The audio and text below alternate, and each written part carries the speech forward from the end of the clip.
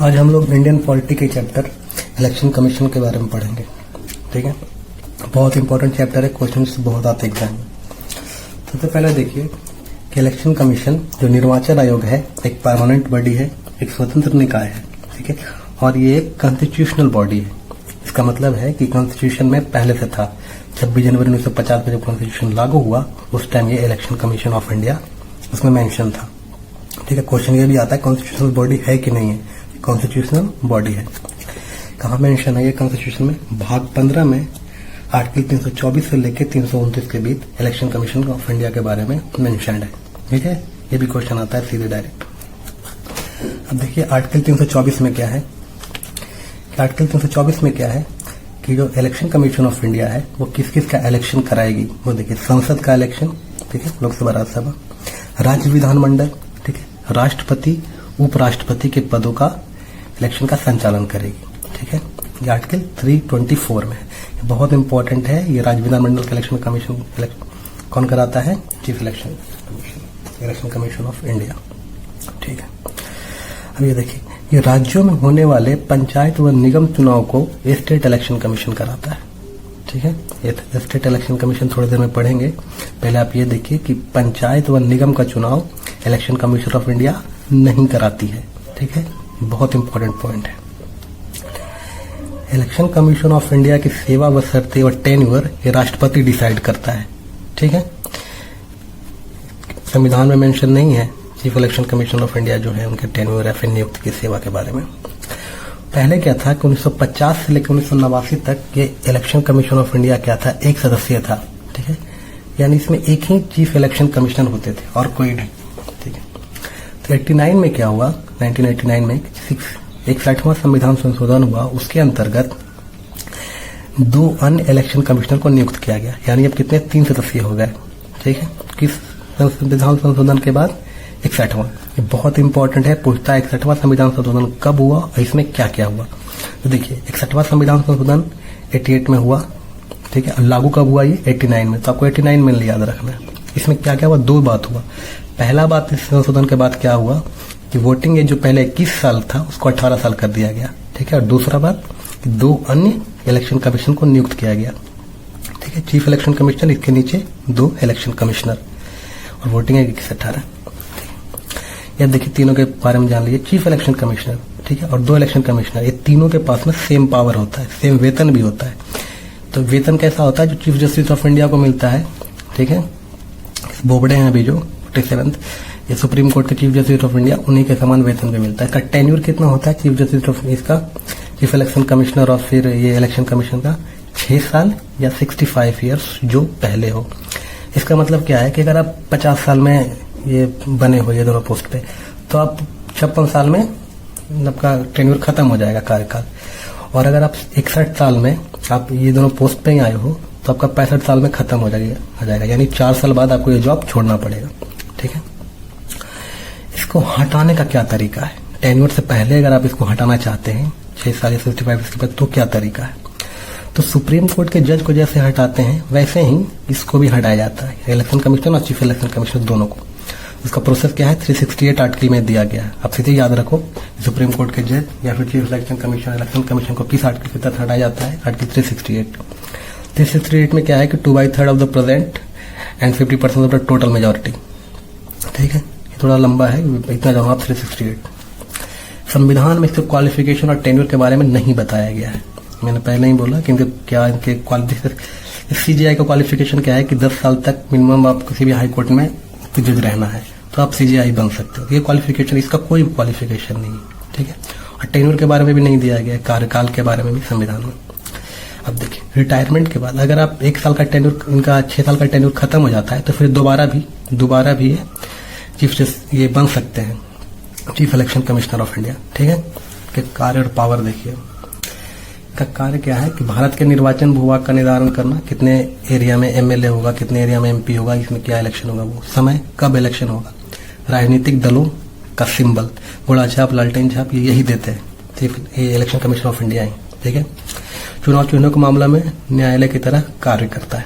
अगर कोई 2 पार्टी विवाद हो गया कि ये मुझे चाहिए, ये मुझे सिंबल चाहिए, इसको क्यों दे दिया, तो इसमें न्यायालय की तरह काम करता है ये। ठीक है, election commission of India decide करेगा कि इसको क्या सिंबल मिलेगा। ये राष्ट्रपति को सलाह भी देता है कि जब राज्य में 356 के अंतर्गत राज्य में जब राष्ट्रपति शासन लागू हो तो 1 साल बाद इलेक्शन हो या नहीं हो।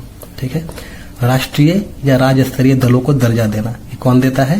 Election commission of India. ठीक है, कुछ प्रोसेस है इसका, जब हम लोग राजनीतिक दल पढ़ेंगे उसमें बढ़िया से एक्सप्लेन किया जाएगा इसको। अभी राष्ट्रीय दल कितने हैं भारत में? 8। ठीक है, 7वां कौन है? All India trade union Congress, ये फिर ऑल इंडिया तृणमूल कांग्रेस 7वां बना था। और सबसे लेटेस्ट जो 8वां है वो एनपीपी है, नेशनल पीपुल्स पार्टी, वो मेघालय की पार्टी है, संगमा जो अभी सीएम है मेघालय के। राज्य स्तर पर स्टेट इलेक्शन कमीशन की सहायता मुख्य निर्वाचन आयोग करते हैं, जिसकी नियुक्ति चीफ इलेक्शन कमिश्नर राज्य सरकार की सलाह पे करती है।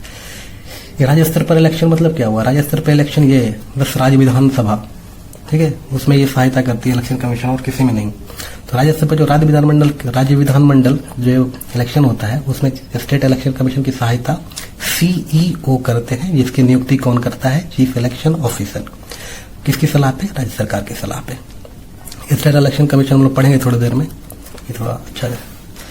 ठीक है, अब देखिए इसके निचले स्तर पर जिला में, ये स्टेट में इलेक्शन के बारे में बोला जा रहा है, इसके नीचे जब जिला में इलेक्शन होता है तो जिला में कौन सीईओ होता है, मतलब कौन हेड होता है? Election officer, DM, district magistrate. ठीक है, आईएएस ऑफिसर जो होते हैं। डिस्ट्रिक्ट इलेक्शन ऑफिसर कौन होता है? डीएम। और वो जिले में बहुत सारे केंद्र होते हैं ना इलेक्शन के, राज्य विधानमंडल के बहुत सारे केंद्र होते हैं। तो प्रत्येक निर्वाचन क्षेत्र के लिए एक निर्वाचन अधिकारी व प्रत्येक मतदान केंद्र के लिए एक पीठासीन प्रिसाइडिंग ऑफिसर नियुक्त करता है। कौन करता है? ये डीएम। ठीक है, ये डीएम ही ये प्रिसाइडिंग ऑफिसर, जो एक यहाँ पे हो रहा है इलेक्शन तो यहाँ पे प्रिसाइडिंग ऑफिसर होगा, वो यही डीएम नियुक्त करेंगे। प्रथम चीफ इलेक्शन कमिश्नर कौन थे भारत के? 1951-52 में जो इलेक्शन हुआ था सुकुमार सेन थे। भारत में सबसे पहला इलेक्शन कब हुआ? 1951 और 52 के बीच। Chief election commissioner can be reappointed, दोबारा बनाया जा सकता है। नेशनल वोटर्स डे कब है? या इलेक्शन डे 25 जनवरी। ठीक है, और 243 के राज्य निर्वाचन आयोग, अभी हम देखेंगे राज्य निर्वाचन आयोग के बारे में। ये राज्य निर्वाचन आयोग ये आर्टिकल 243 के में है और ये संवैधानिक कॉन्स्टिट्यूशनल नहीं है। ठीक है, क्योंकि कॉन्स्टिट्यूशन में ये पहले से मेंशन नहीं था, कॉन्स्टिट्यूशनल बॉडी नहीं है। ये कौन सी बॉडी है? स्टैट्यूटरी बॉडी है। ठीक है, स्टैट्यूटरी बॉडी वैसी बॉडी को बोलते हैं जो कॉन्स्टिट्यूशन में पहले से नहीं था, संविधान संशोधन के बाद जोड़ा गया, जब बनाया गया है अलग से। यानी क्वेश्चन ये है कि इलेक्शन कमीशन ऑफ इंडिया एक कॉन्स्टिट्यूशनल बॉडी है और स्टेट इलेक्शन कमीशन नहीं है। बहुत इंपॉर्टेंट पॉइंट है ये 243 का केस है, याद आ रहा आपका? ये स्टेट इलेक्शन कमीशन का जरूरत क्यों पड़ा? क्योंकि राज्य विधानमंडल का इलेक्शन तो इलेक्शन कमीशन ऑफ इंडिया ही करा रही थी। इसका जरूरत तब पड़ा जब पंचायत व निगम का इलेक्शन कराना पड़ा स्टेट को। और पंचायत और निगम का इलेक्शन कब स्टार्ट हुआ होगा? 1973वां संविधान संशोधन 1992 में ही पंचायतों का गठन हुआ था। ठीक है, 74वां संविधान संशोधन में निगम का। तो यानी कहने का मतलब कि स्टेट इलेक्शन कमीशन का गठन तो किसी भी स्टेट में 1992 के बाद ही हुआ होगा। ठीक है, तो इसलिए इसको 243 के आर्टिकल में रखा गया है। ये एक स्टैट्यूटरी बॉडी है। अब 2 आर्टिकल देख लीजिए। ये 324 में क्या था? देखिए 324 आर्टिकल में क्या था कि संसद ये इलेक्शन कमीशन ऑफ इंडिया का निर्वाचन करेगी। ठीक है, 326 में क्या है? Right to vote. ठीक है, 326 आर्टिकल में क्या है? वोट देने का अधिकार है। और 329 आर्टिकल में क्या है कि इसके इलेक्शन कमीशन ऑफ इंडिया के कार्यों पे ये उच्च न्यायालय का हस्तक्षेप पर रोक है। यानी अगर इस पे कोई विवाद होता है तो इलेक्शन कमीशन ऑफ इंडिया ही सुलझाएगी, इसमें उसका ज्यादा हस्तक्षेप नहीं होगा। ठीक है, ये आर्टिकल 329 कि चुनाव संबंधी मामलों में न्यायालय के हस्तक्षेप पर रोक। इलेक्शन कमीशन खत्म, बहुत इंपॉर्टेंट। अब थ्योरी निर्वाचन आयोग का खत्म हो गया। आपसे जितने क्वेश्चन आए अभी तक स्टेट पब्लिक सर्विस कमीशन के सारे एग्जाम में आप देख लीजिए। पहला क्वेश्चन है कि भारतीय संविधान के किस अनुच्छेद में निर्वाचन आयोग के लिए प्रावधान है? मैंने आपको बताया था निर्वाचन आयोग का प्रावधान 324 आर्टिकल में, 326 में वोट देने का अधिकार और 329 में न्यायालय के विरुद्ध समीक्षा नहीं कर सकती है कोई न्यायालय। ठीक है, 324 से 329 के बीच इलेक्शन कमीशन ऑफ इंडिया है। ठीक है, भारत में निर्वाचन की सूची तैयार करने की जिम्मेदारी किसकी है? निर्वाचन आयोग की। तो चाहिए निर्वाचन आयोग सर्वोच्च न्यायालय संघ, यूपीएससी, कैग एक कैसे संस्था है? मैंने आपको बताया था कॉन्स्टिट्यूशनल संस्था है ये, क्योंकि इसका गठन 26 जनवरी 1950 से पहले हो चुका था और संसद में मेंशन है ये। ठीक है, देखिए, भारत के मुख्य चुनाव आयोग यानी चीफ इलेक्शन कमिश्नर की नियुक्ति कौन करता है? राष्ट्रपति नियुक्ति भी करता है, टेन्योर भी डिफाइन करता है, सारा कुछ। ठीक है, तो अगला क्वेश्चन देखिए कि भारत के विभिन्न राजनीतिक दलों को राष्ट्रीय एवं क्षेत्रीय दलों का दर्जा देने का अधिकार किसको है? बताया था राष्ट्रीय दल 8 है, क्षेत्रीय दलों का दर्जा देने का अधिकार चुनाव आयोग को है, इलेक्शन कमीशन को। अगला क्वेश्चन देखिए, भारत के निर्वाचन आयोग यानी इलेक्शन कमीशन के कार्य क्या है? तो कार्य के बारे में मैंने आपको सारा बता दिया था। राज्य विधानमंडल का इलेक्शन करवाना, राष्ट्रपति उपराष्ट्रपति का इलेक्शन करवाना, निर्वाचन की सूचियां तैयार करना। ठीक है, तीसरा में क्या है? किसी राज्य के स्वतंत्र एवं निष्पक्ष चुनाव के लिए अनुकूल दशा न होने पर राष्ट्रपति शासन लगाए जाने की संतुष्टि करना। ये राज्यपाल करता है, इलेक्शन कमीशन का कार्य नहीं है। यानी 1, 2, 4 इलेक्शन कमीशन का कार्य है, आंसर बी। ठीक है, ये देखिए यहाँ कि मध्यवर्ती चुनाव कब कराया जाता है? समय के पूर्ण होने से पहले, जब लोकसभा भंग हो जाए। यह जनरल क्वेश्चन है। भारत की स्वतंत्रता के बाद प्रथम आम चुनाव कब कराया गया था? 51-52 में मैंने आपको बताया था, यहाँ पे 52 में संपन्न हुआ, ये दिया हुआ है। भारतीय निर्वाचन आयोग ने वर्ष 2010 में कौन सी जयंती मनाई? स्वर्ण जयंती, इंपॉर्टेंट नहीं। ये देखिए पार्लियामेंट्री, ये दिया हुआ है कि पार्लियामेंट द्वारा दिसंबर 18, 1989 में निर्मित कानून के अनुसार एक नागरिक को वयस्क होने के लिए कानूनी आयु क्या है? मैंने आपको बताया था कि वोट देने का अधिकार 21 से 18 कर दिया गया था। 61वां संविधान संशोधन 1989 में 18 वर्ष से आंसर। ठीक है, भारत में मतदान आयु सीमा 21 वर्ष से घटाकर 18 वर्ष कब किया गया? ये देखिए 1989, 89 मैंने बताया था आपको, 61st कॉन्स्टिट्यूशन अमेंडमेंट। भारत में मतदाता की न्यूनतम आयु 21 से घटाकर 18 कर दिया, 18। भारत के प्रथम चुनाव आयुक्त कौन था? सुकुमार सेन, ये भी बताया गया क्वेश्चन। अब देखिए, चुनाव आयोग के निम्नलिखित कार्यों पर विचार कीजिए। ठीक है, स्वतंत्र, ये पढ़ लीजिएगा सारा, 1, 2, 3 ये सारा उसका आंसर है। चुनाव विवादों के अंतिम निर्णयों की उद्घोषणा का है। एक अगर बात, ये सुप्रीम कोर्ट के अंदर कुछ जाता है, सारा आयोग सारा का डिफाइन ये नहीं करता है। ठीक है, इसलिए 1, 2, 3 होता है इसका। ये आप देखिए अगला क्वेश्चन, ये है दिनेश गोस्वामी समिति का संबंध क्या? ये बस एक चैप्टर नहीं, मैंने नहीं बताया था, आपको याद कर लीजिएगा। दिनेश गोस्वामी समिति ये लोकसभा के चुनाव के सरकारी नियमों से संबंधित है। ठीक है, दिनेश गोस्वामी समिति की सिफारिश क्या थी? लोकसभा के चुनाव सरकारी नियमों की नियम करना। ठीक है, ये इंपॉर्टेंट है, बार बार क्वेश्चन आता है, ये देख लीजिएगा आपको। दिनेश गोस्वामी संबंधित है निर्वाचन सुधारों से। दिनेश गोस्वामी जब नाम आए तो निर्वाचन आयोग आपको याद रखना है। ठीक है, फिर 42 में देखिए, निर्वाचन आयोग के संबंध में क्या सही है? ये सारा पढ़ लेगा, 1, 2, 3 सही है। इसका कार्यकाल 5 वर्ष का होता है, मैंने बताया 6 साल का होता है या 65 वर्ष का, ये गलत हो गया, 1, 2, 3 सही है। ठीक है, फिर देखिए, मुख्य चुनाव आयुक्त को पदच्युत किया जाता है, मतलब कैसे उसको हटा दिया जाता है अपने पद से। पदच्युत मतलब डिस्क्वालीफाइड किया जाता है। ठीक है, संसद के दोनों सदनों द्वारा सदनों के सदस्यों के 2/3 बहुमत की प्रमाणित कदाचार के आधार पर, 368 आर्टिकल में 2/3 मैंने बताया था, पर मेजोरिटी से हटा दिया जाता है, 2/3 से 50% टोटल से, यहाँ पे प्लस होगा 50% टोटल मेजोरिटी। 368 आर्टिकल में ये मेंशन है। और इसी तरह CGI को भी हटाया जाता है। ठीक है, निम्न में से किसका चुनाव संबंध चुनाव आयोग से नहीं है? चुनाव की वैधता का निपटारा, ये कुछ कोर्ट करती है। अगर मान लिया कोई अपील कर दे कोर्ट में जाके कि ये चुनाव वैध नहीं है, इलीगल हुआ है, तो पहले चुनाव आयोग देखती है, फिर उसका लास्ट फैसला वो सुप्रीम कोर्ट देती है या कोई भी कोर्ट। ठीक है, देखिए, भारत के निर्वाचन आयोग के निम्नलिखित में से कौन से कृत्य है, कौन सा सही है? ये सारा पढ़ लीजिएगा आप। निर्वाचन कोई नहीं, ये लोकसभा अध्यक्ष, ये लोकसभा का अध्यक्ष, उपाध्यक्ष, राज्यसभा के उपसभा, इन का चुनाव खुद में ही मेंबर लोग कर लेते हैं, इलेक्शन कमीशन इसमें इंटरफेयर नहीं करता है। नगर पालिका और नगर निगम चुनाव मैंने आपको बताया था, स्टेट इलेक्शन कमीशन का अंडर ही आता है, इसलिए इसका चुनाव वही लोग कराते हैं। निर्वाचन से उत्पन्न सभी संदेहों और विवादों का निर्णय करना है, ये कोर्ट में किया जाता है। सभी संदेहों का, सभी का नहीं, कुछ कर देता है निर्वाचन आयोग, लेकिन सारे का नहीं, सभी अगर दिया हुआ है तो कोर्ट ही करेगा। ठीक है, ये देखिए, ये 46 नंबर। फिर भारत के विभिन्न निर्वाचनों के निम्नलिखित में से कौन सी निर्वाचन प्रणाली स्वीकृत की गई है? वयस्क मताधिकार, ये भी सही है। पर्यावरण, ये प्रत्यक्ष निर्वाचन प्रणाली, ये भी सही है। डायरेक्ट इलेक्शन बोलते हैं इसको, इनडायरेक्ट तो होता नहीं है ना, इलेक्शन कमीशन डायरेक्ट इलेक्शन करवाती है। ये इनडायरेक्ट इलेक्शन होता है आपका दूसरी जगह। ठीक है, फिर एकल संक्रमण अनुपात प्रणाली द्वारा अनुपातिक प्रणाली, ये भी इलेक्शन कमीशन राष्ट्रपति का जो इलेक्शन कराती है ना, वो इनडायरेक्ट कराती है। ठीक है, प्रत्यक्ष निर्वाचन हो गया, जैसे लोकसभा का जो चुनाव होता है, सारे MPs का, MLA का, वो सब प्रत्यक्ष होता है। ठीक है, एकल संक्रमण द्वारा प्रतिनिधि, ये हो गया सिंगल ट्रांसफरेबल वोट। जैसे राष्ट्रपति का चुनाव होता है, उपराष्ट्रपति का चुनाव होता है, वो इसी तरीके से होता है, काफी लंबी प्रोसेस है। अनुपातिक प्रतिनिधि, ये भी वही हो गया।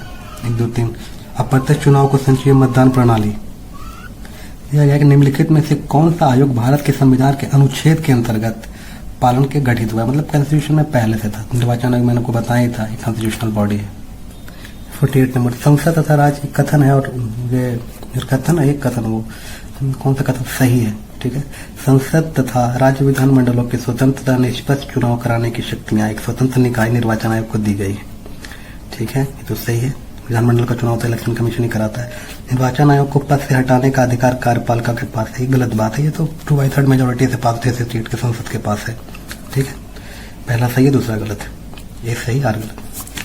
निम्नलिखित में से कौन सा काम निर्वाचन आयोग का नहीं है? नहीं, हमें जब भी इस तरह का क्वेश्चन आया नहीं है या है, ठीक है, मेरा क्वेश्चन गलती हो जाता है, ये वर्ड ध्यान रखिएगा, नहीं पूछ रहा है। चुनाव के लिए उम्मीदवारों का चयन करना, ये तो पब्लिक का काम है, वो फिर खुद चयन करती है। ये फिर मुख्य चुनाव आयोग चीफ इलेक्शन कमीशन की नियुक्ति तथा उसको पदच्युत करने का अधिकार निर्मित करने किसको है? राष्ट्रपति को, ठीक है। क्योंकि देखिए, ये को अपॉइंट भी राष्ट्रपति करता है, जब 368 आर्टिकल से पास हो जाता है उनका डिस्क्वालिफाई करने का, इसलिए तो फिर उसके बाद भी राष्ट्रपति ही इसको हटाता है, राष्ट्र में यही राष्ट्रपति हटाते हैं, ठीक है। निर्वाचन आयोग की सेवा व शर्त का कार्यकाल निश्चित करता है, होता है तो राष्ट्रपति। संविधान गलत है यहाँ पे, राष्ट्रपति निश्चित करता है, संविधान में ऐसा कुछ है ही नहीं, ठीक है। 52 में है, 58 का यहाँ पे एक गलत आंसर दिया हुआ है, ठीक है। 51 का यहाँ आंसर ए दिया हुआ है, इलेक्शन में गलत है, यहाँ इसका आंसर सी होगा, राष्ट्रपति निश्चित करता है। लोकसभा अथवा विधानसभा में किसी चुनाव प्रत्याशी की जमानत राशि कब जब्त हो जाती है? लोकसभा विधानसभा में जो MP है ना, 15,000 रुपए, या फिर जो राष्ट्रपति है जो 15,000 रुपए जमा करते हैं RBI में, ठीक है। अगर 1/6 ऑफ द टोटल वोट नहीं ला पाते तो 15,000 रुपए RBI रख लेती है खुद में। ये भी क्वेश्चन बन सकता है, कहाँ जमा करते हैं? तो राष्ट्रपति RBI में, ठीक है। भारत के निर्वाचन का अधीक्षण, निर्देशन और नियंत्रण किस में समाहित है? निर्वाचन का सारा काम तो भारत का निर्वाचन आयोग, ठीक है। EVM का प्रयोग भारतीय चुनाव में कब से प्रारंभ हुआ? 1998 में, ठीक है। ये देखिए, परिसीमन आयोग टेलीकम्युनिकेशन कमीशन के संदर्भ में कौन सा है? इसका क्वेश्चन आप पढ़ लीजिएगा पूरा, इसको एक और दोनों सही है, ठीक है। यानी लूसेंट से सारा एक क्वेश्चन करा दिया, 1 से 50 तक, ये 52 क्वेश्चन था इसमें निर्वाचन आयोग में, मैंने सारा क्वेश्चन करा दिया है। थैंक्स।